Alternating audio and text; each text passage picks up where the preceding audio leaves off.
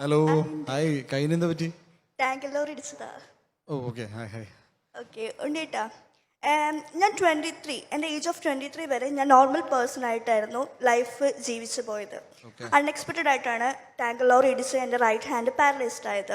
ഉണ്ണിട്ട് already പറഞ്ഞായിരുന്നു ഈ ഒരു മൂവി സ്പെഷ്യൽ ഏബിൾഡ് പേഴ്സൺസിന് എന്നും ഒരു രോമാഞ്ചം പോലത്തെ ഒരു മൂവി ആയിരിക്കുമെന്ന്.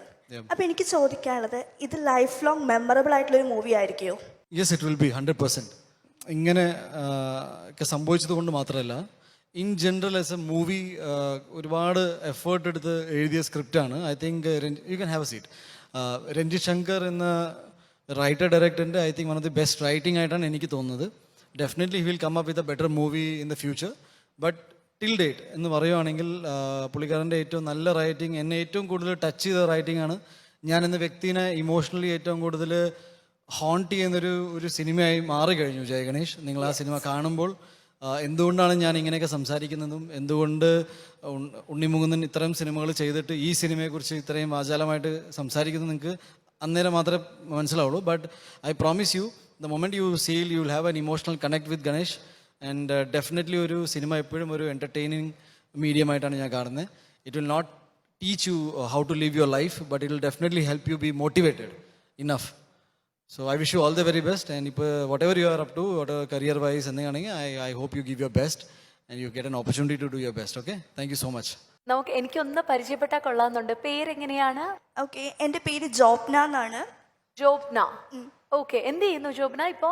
ഞാൻ കറന്റ് വീഡിയോ എഡിറ്ററായിട്ട് വർക്ക് ചെയ്യാം. വീഡിയോ എഡിറ്റർ, അടിപൊളി.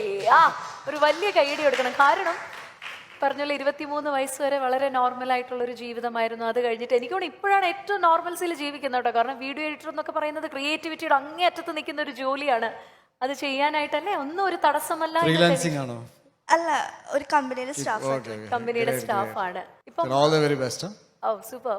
ഉണ്ണിയേട്ടാന്നാണ് വിളിച്ച് സംസാരിച്ച് തുടങ്ങിയത് ഉണ്ണീനെ. ഉണ്ണിയേട്ടാന്ന് വിളിക്കാൻ നമുക്ക് വീട്ടിലുള്ള ഒരാളെ വിളിക്കുന്ന പോലെ അല്ലെ. ഏറ്റവും ഇഷ്ടപ്പെട്ട ഉണ്ണിയുടെ പടം ഏതാണ്? Mallu Singh. Mallu Singh. Lady fan following ഉള്ള ഒരു സ്റ്റാർ എന്ന് പറയുന്നത് ഉണ്ണിമുകുന്ദൻ തന്നെ ആയിരിക്കും അല്ലെ? സത്യമാണോ? അതിനുവേണ്ടി ഹൈദരാബാദിൽ പഠിച്ചുകൊണ്ടിരിക്കുന്ന ഒരു മകൾ ഇതാ ഇവിടെ പറന്നെത്തിയിരിക്കുകയാണ്. ഇപ്പൊ ഇവിടെ പഠിച്ചുകൊണ്ടിരിക്കുകയാണ് ഹൈദരാബാദിൽ നിന്നാണ്. It's the first time you are meeting Unni? Yeah, this is my first time. Okay, which is your favorite movie about Unni? I like Achayans more and then Malikapuram. Malikapuram, actually I had my internals on that day. I skipped it and went to the theatre though. Wow. And what is one peculiar point in Unni which you love the most? His eyes, his smile. You can ignore the question. What's your good name? Pratyusha. Pratyusha, you're from Hyderabad. I'm from Hyderabad. Bhavnara? Yeah, Bhagunar. Oh! Unni, please, endelu parayna. That's the max that I've learned.